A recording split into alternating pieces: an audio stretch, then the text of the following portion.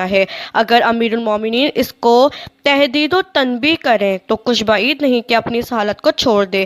یہ بات خلیفہ ہارون رشید کے کانوں تک پہنچی۔ اس کو بھی یہ مشورہ پسند آیا اور بیٹے سے کہا کہ بیٹا تمہاری اس چال چلن نے مجھے رسوا کر دیا۔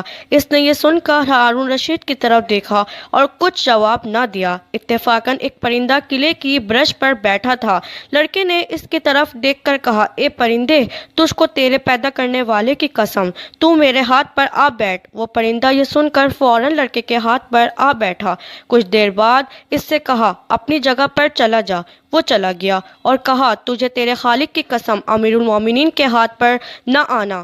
وہ نہ اترا۔ یہ قدرت کی یہ نشانی و کرشمہ و کرامت حاضرین کو دکھلا کر باپ سے کہا، ابا جان، کہ میں آپ سے علیحدہ رہوں گا، اور یہ کہہ کر بے توشہ و بے سامان چل کھڑا ہوا۔